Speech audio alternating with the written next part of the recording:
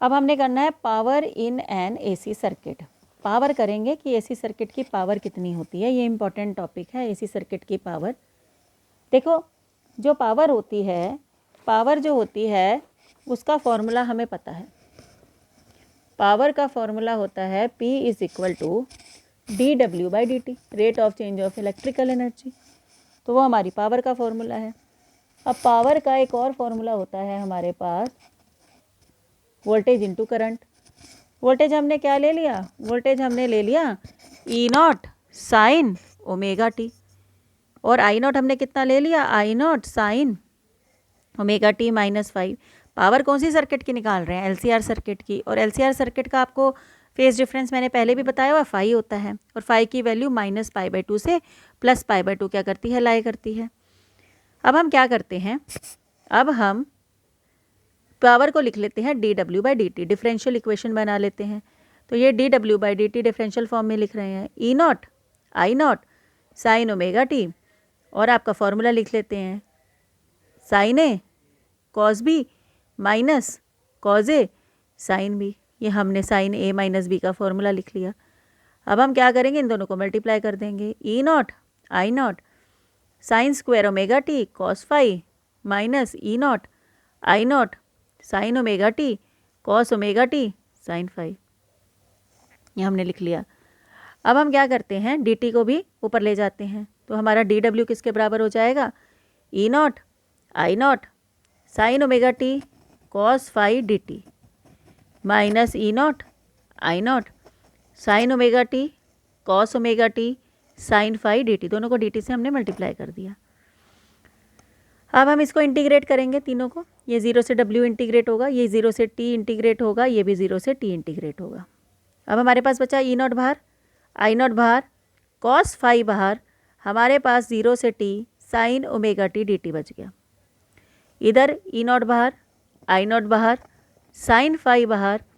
अब हमने क्या किया, इसको 2 से मल्टीप्लाई किया और 2 से डिवाइड किया। तो या 2 बाहर निकाल लो, 2 sign omega T cos omega T होता है साइन 2 ओमेगा टी। तो ये हो गया फ्रॉम 0 से t dt। अब आपको ये पता होना चाहिए, आप डायरेक्ट भी लिख सकते हैं, ये इसकी जो इंटीग्रेशन होती है वो t/2 होती है। E0 I0 कॉस फाई याद कर लो या निकाल के देख लो, और इसकी जो इंटीग्रेशन होती है वो 0 होती है। तो ये पूरा का पूरा फैक्टर 0 हो गया। हमारे पास वर्क डन जो है वो किसके बराबर बच गया, E0 I0 cos phi t/2। अभी t नीचे ले जाते हैं, वर्क डन अपॉन में टाइम, ये पावर बन गई एवरेज पावर। ये हो गई E0 I0 cos phi divided by 2। अब 2 को कैसे लिखेंगे, E0 I0 कॉस फाई √2 लिख देंगे। E0 पीक वैल्यू को √2 से डिवाइड करते हैं तो ERMS, पीक वैल्यू को √2 से डिवाइड करते हैं तो RMS, IRMS कॉस फाई। तो ये पावर हो गई हमारी LCR सर्किट की। अब बात कर लेते हैं हम कॉस फाई की। कॉस फाई क्या होता है, मान लो हमने इम्पीडेंस ट्रायंगल बना लिया। इम्पीडेंस ट्रायंगल है ये Z होता है, आपको पता है, ये R होता है, और ये XL माइनस XC होता है, और ये फाई। अब कॉस फाई की वैल्यू क्या है, बेस अपॉन हाइपोटेन्यूज। बेस है R, हाइपोटेन्यूज है Z, तो इसको R/Z, इसको पावर फैक्टर बोलते हैं। ERMS IRMS R/Z। Z की वैल्यू आपको पता है R² + XL माइनस XC का होल स्क्वायर। तो ये आपकी पावर एवरेज आ गई LCR सर्किट की, ये ध्यान रखना है। अब हम स्पेशल केसेस कर लेते हैं। स्पेशल केसेस में क्या है, प्योर रेजिस्टिव सर्किट है, मतलब R वाली सर्किट है, तो उसमें कॉस फाई किसके बराबर होता है, कॉस फाई 1 के बराबर होता है। तो कॉस फाई की वैल्यू, मतलब जो हमारा फेज डिफरेंस होता है वो 0, तो कॉस फाई किसके बराबर हो गया, cos 0 1, तो ये 1 लिख लिया। तो IRMS ERMS, तो इसको ERMS square cut by R भी लिख सकते हैं। तो ये पावर हो गई हमारी कौन सी, रेजिस्टिव सर्किट की। दूसरी बात है इंडक्टिव सर्किट की।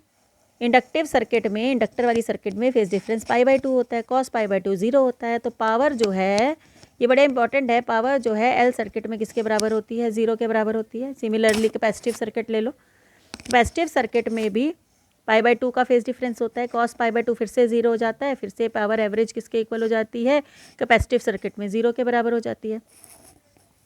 अब आप LCR सर्किट तो हमने निकाला ही था, ERMS IRMS cos फाई, इसका जो फाई होता है फेज डिफरेंस, तो यहाँ से हमने tan phi निकाल लिया। ये हमारा फिर से इम्पीडेंस ट्राइंगल है। tan होता है परपेंडिकुलर अपॉन बेस, परपेंडिकुलर हो गया XL minus XC divided by R।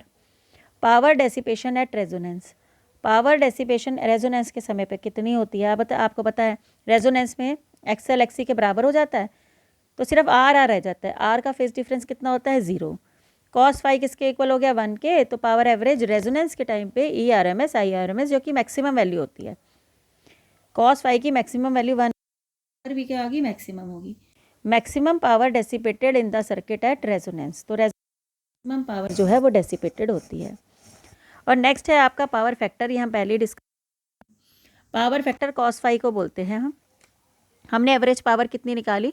Virtual EMF मतलब RMS EMF, और EMF ये वर्चुअल करंट मतलब RMS वैल्यू ऑफ करंट, और cos फाई, ये cos फाई जो है पावर फैक्टर है। इस एवरेज पावर को हम ट्रू पावर कहते हैं। Virtual into virtual current, virtual EMF into virtual current को हम एपरेंट पावर कहते हैं, cos फाई। cos फाई किसके बराबर है? R/Z के, और Z under the root R² plus XL minus XC का होल स्क्वायर। तो ये हमारी पावर थी। अगला जो टॉपिक है वो हमारा वॉटलेस करंट है।